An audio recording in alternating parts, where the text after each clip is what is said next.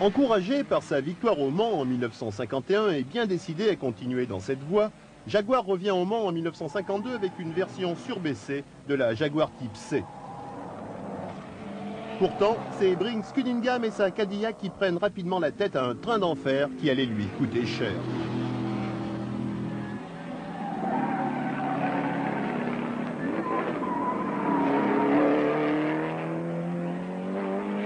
Dans les premiers tours, Ferrari suit de près la Cadillac de Cunningham pour finalement prendre la tête à son tour. Stirling Moss, le jeune espoir britannique, réussit cependant à conserver sa nouvelle Type C en bonne position pendant quelques tours. Mercedes-Benz reste en arrière respectant les ordres reçus par leur manager. Mais les premiers tours menés à grand train vont très vite faire leurs effets. Quelques heures après le départ, les trois Jaguars doivent ralentir, leur moteur est en surchauffe. La meute des Ferrari relance alors son attaque. Restent les Français. D'abord la petite Gordini, puis la Talbot Lago de Pierre Levègue.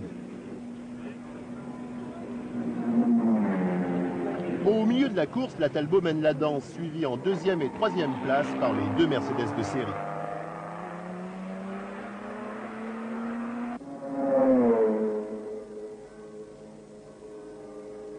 À la 23e heure de course, Levègue est toujours là. Fatigué, hanté par la peur de la casse, il continue seul sans faire appel à son coéquipier. 20 minutes le séparent des deux Mercedes et il peut entendre la foule l'encourager. Pourtant, Levègue va devoir abandonner et retourner au stand à bord d'une camionnette. La Talbot a tout simplement cassé. Les Français devront alors attendre 20 ans avant de gagner sur leur terrain.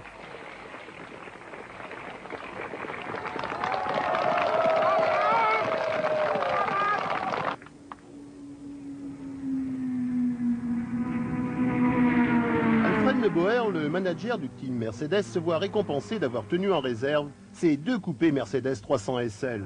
Un retour triomphant pour Mercedes après 22 ans d'absence.